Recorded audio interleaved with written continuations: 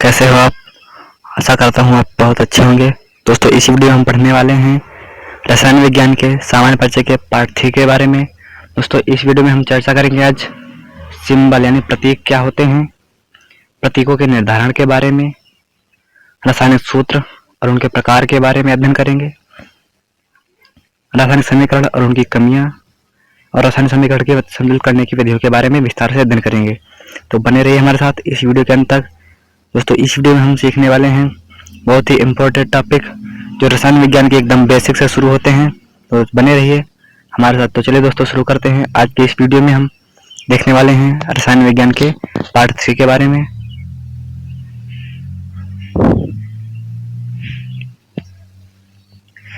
पहला है सिंबल, प्रतीक। प्रतीक क्या होते हैं? किसी तत्व को व्यक्त करने के संक्षिप्त रूप या चिन्ह को उस तत्व का संकेत या प्रतीक कहते हैं। इन तत्वों के अंग्रेजी या लैटिन नामों से लिए गए हैं। तो प्रतीकों का निर्धारण कैसे होता है?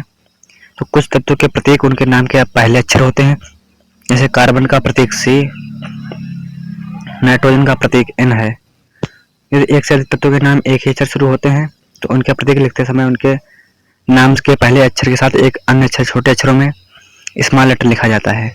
जैसे कैल्शियम को Ca, कोबाल्ट को CO, कैडमियम को CD से प्रकट करते हैं। कुछ तत्वों के प्रतीक उनके लैटिन नामों से लिए गए हैं, जैसे सोडियम का लैटिन नाम नेट्रम है, अतः इसका प्रतीक है Na। इसी प्रकार कॉपर का क्यूप्रम नाम है, इसका संकेत है Cu। रासायनिक सूत्र। किसी पदार्थ का रासायनिक सूत्र वह प्रतीकों का समूह होता है जिसकी सहायता से किसी पदार्थ के अणु के संगठन को प्रदर्शित किया जाता है।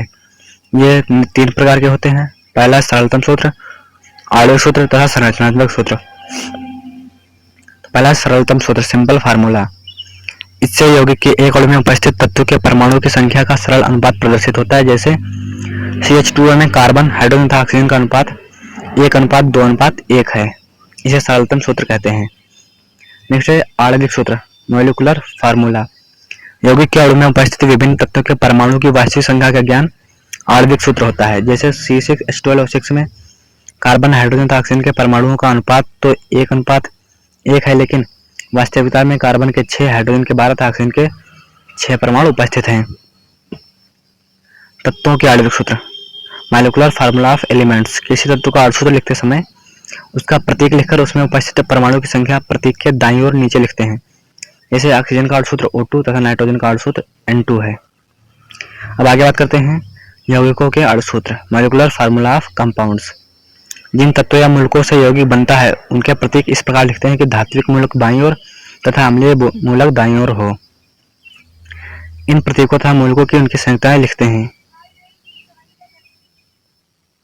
अब धात्विक मूलक के ऊपर की संयुक्ता को अम्लीय मूलक के नीचे तथा अम्लीय मूलक की संयुक्ता को धात्विक मूलक के नीचे दाईं ओर लिखते हैं। जैसे बेरियम क्लोराइड में बेरियम धात्विक मूलक है जिसकी संयुक्ता 2 है तथा क्लोराइड अम्लीय सूचक है जिसकी संयुक्ता 1 है। इसका सूत्र इस प्रकार लिखा जाएगा, Ba इधर लिखेंगे, Cl इधर। Ba की संयुक्ता 2 ऊपर है प्लस की और Cl की -1 है, तो Ba के नीचे Cl की और Cl के नीचे Ba की, यानी BaCl2। इसका रासायनिक सूत्र बन जाएगा BaCl2। इसका एक उदाहरण देख लेते हैं। आयरन की संयुक्ता एक यौगिक में X+3 है, ऑक्सीजन की संयुक्ता 2 है, तो X का आणविक सूत्र क्या होगा? इसका पहला ऑप्शन है FeO, दूसरा ऑप्शन है Fe2O3, तीसरा ऑप्शन है Fe3O2 और चौथा ऑप्शन है Fe2O। यौगिक में X आयरन धात्विक मूलक है जिसकी संयुक्ता 3 है, ऑक्सीजन एक अम्लीय मूलक है जिसकी संयुक्ता 2 है, अतः आयरन ऑक्साइड का सूत्र इस प्रकार लिखा जाएगा Fe3O2। आगे संरचनात्मक सूत्र, स्ट्रक्चरल फार्मूला। वह सूत्र जो किसी यौगिक के अणु में उपस्थित विभिन्न परमाणु की संख्या एवं उनके एक दूसरे के जुड़ने की व्यवस्था को प्रदर्शित करता है, संरचनात्मक सूत्र कहलाता है। इससे समान तत्वों की समान संख्या द्वारा निर्मित यौगिकों की एक दूसरे के पृथक पहचान की जा सकती है। उदाहरण के लिए एथिल अल्कोहल एवं डाइमेथिल ईथर दोनों के रासायनिक सूत्र C2H6O हैं, एक समान है, किंतु परमाणुओं के जुड़ने का क्रम पृथक होता है। इससे 2 भिन्न यौगिकों का निर्धारण होता है। यह एथिल अल्कोहल का संरचनात्मक सूत्र और यह है डाइमेथिल ईथर का संरचनात्मक सूत्र। आगे रासायनिक समीकरण, केमिकल इक्वेशन। रासायनिक समीकरण प्रतीकों एवं सूत्रों का वह संगठन है जो किसी वास्तविक रासायनिक क्रिया को प्रदर्शित करता है। रासायनिक समीकरण लिखते समय बाईं ओर अभिक्रिया में भाग लेने वाले पदार्थों अर्थात अभिकर्मक के संकेत या सूत्र दाईं ओर रासायनिक अभिक्रिया के फलस्वरूप बनने तथा बचने वाले पदार्थों अर्थात उत्पादों के संकेत या सूत्र लिखते हैं। दोनों पक्षों के बीच में तीर का चिन्ह लगाते हैं। अभिकारकों उत्पादों के मध्य धन यानी प्लस का चिन्ह लगाते हैं। उदाहरण के लिए 2Na + 2H2 = 2NaOH + H2। रासायनिक समीकरण में कमियां। पहला है अभिकारक तथा उत्पादों की भौतिक अवस्थाओं का ज्ञान नहीं होता है रासायनिक समीकरण में। आगे रासायनिक क्रिया की गति एवं पूर्ण होने के समय का पता भी नहीं लगता, यानी इसमें समय का पता नहीं लगता कि कब अभिक्रिया पूर्ण हुई है कब नहीं। नेक्स्ट है रासायनिक समीकरण के अभिक्रिया की विशिष्ट परिस्थितियां जैसे ऊष्मा का अवशोषण या उत्पादन, विशेष दाब, प्रकाश की उपस्थिति, विशेष ताप आदि का ज्ञान भी नहीं होता है। प्रयुक्त पदार्थों के सांद्रण का ज्ञान नहीं होता है। अभिकारकों में उत्प्रेरक तथा अभिक्रिया की उत्क्रमणीयता का ज्ञान नहीं होता है। अभिक्रिया तुरंत आरंभ होती है या कुछ समय बाद, इस बात का भी ज्ञान नहीं होता है।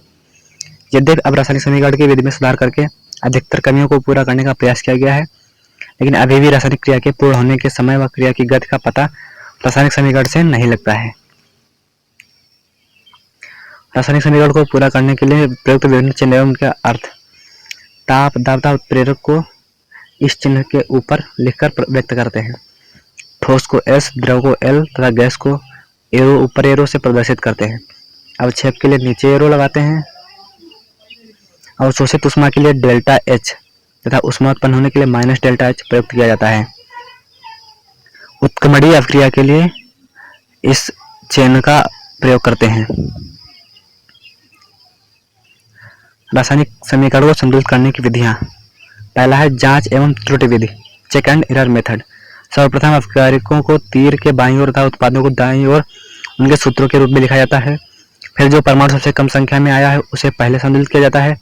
इसके बाद बढ़ते हुए क्रम में परमाणुओं की संख्या को संतुलित कर लेते हैं।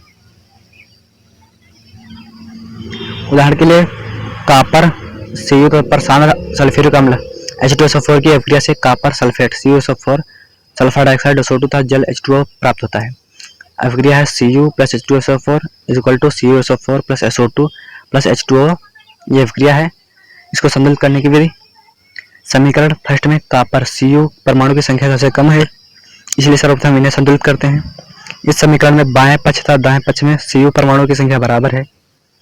सेकंड है चरण है, इस समीकरण में बाईं ओर सल्फर S का एक परमाणु जबकि दाईं ओर 2 परमाणु है, तब बाईं ओर H2SO4 के 2 अणु लिखकर सल्फर S की संख्या के दोनों ओर बराबर कर लेते हैं। यह अभिक्रिया हमारी बन गई नई Cu + 2H2SO4 = CuSO4 + SO2 + H2O।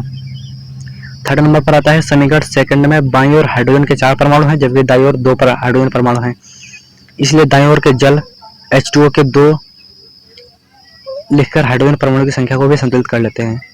Cu + 2H2SO4 = CuSO4 + SO2 + 2H2O। अतः समीकरण थर्ड में बाईं ओर ऑक्सीजन के 8 परमाणु हैं तथा दाईं ओर भी ऑक्सीजन के 8 परमाणु हैं, अतः समीकरण संतुलित है। नेक्स्ट है संयोजकता विधि, वैलेंसी मेथड। इस विधि द्वारा दो तत्वों के परमाणुओं के संयोग से होने वाली अभिक्रिया के समीकरणों को संतुलित करने के किया जाता है। इस विधि में अभिकारक तत्वों को समीकरण के बाएं पक्ष में लिखकर जिनके ऊपर उनकी संयोजकता प्रदर्शित करते हैं तथा दाएं पक्ष में उत्पाद लिखते हैं। उदाहरण मैग्नीशियम और नाइट्रोजन अभिक्रिया करके मैग्नीशियम नाइट्राइड बनाते हैं, जिनमें संयोजी तत्व मैग्नीशियम की संयोजकता 2 धनात्मक तथा नाइट्रोजन की 3 ऋणात्मक होती है, अतः Mg++ + N-, = Mg3N2। प्रत्येक तत्व की संयोजकता पूरी करने के लिए आवश्यक परमाणु की संख्या लिख देते हैं। यदि Mg के 3 परमाणु व नाइट्रोजन के 2 परमाणु अर्थात 1 और लिया जाए तो दोनों तत्वों की संयोजकता पूरी हो सकेंगी, अतः समीकरण का रूप निम्न होगा 3Mg++ + 2N- = Mg3N2 या 3Mg + N2 = Mg3N2 हो जाएगा। नेक्स्ट है आयनिक समीकरण विधि, आयनिक इक्वेशन मेथड।